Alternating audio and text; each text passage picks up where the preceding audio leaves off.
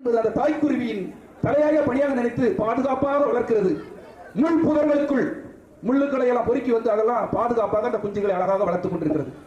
அப்பொழுது பாருங்கள், கயவ குஞ்சுகள், காக்கா குஞ்சுகள், மைனா குஞ்சுகள்லாம் வந்து இந்த குஞ்சுகளை பார்த்து ஏளனம் செய்கிறது. உங்க மம்மி ரொம்ப மோசம், உங்க அம்மா ரொம்ப மோசம், உங்களை இந்த முள் சிறைக்குள் அடைத்து வைத்து செல்லும். நாங்க பாருங்க எவ்வளவு சந்தோஷமா ஆடுகிறோம் பாடுகிறோம், உங்க அம்மா வந்து அடைச்சு வைத்திருக்கிறார் என்று கிண்டல் செய்கிறது.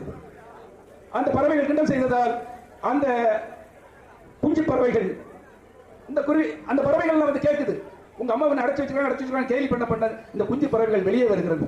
ஆமா, நல்லா தானே இருக்கு, பார்க்கறதுக்கு சுகமாக இருக்கிறது, ஆடலாம், ஆடுது பாடுது, கூக்குரல் இடுகிறது. இதை பார்த்து கொண்டிருக்கிறது. இந்த குஞ்சு பறவைகள் என்னைக்கு வெளியே வராது அடிக்கலாம் பருந்து பார்த்து கொண்டிருக்கிறது.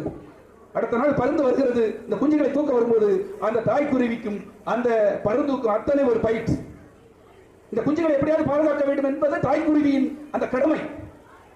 மிகப்பெரிய போர், அந்த போர் நடக்கிறது. ஒரு வீரத்தோடு போராடுகிறது, பருந்தை வீழ்த்துகிறது. பருந்தை வீழ்த்தியதும் இரத்தக்கரையில் அந்த தாய்க்குருவி இறந்து கிடக்கிறது. 5 குருவிகளும் சுற்றி இருந்து அழுது கொண்டிருக்கிறது.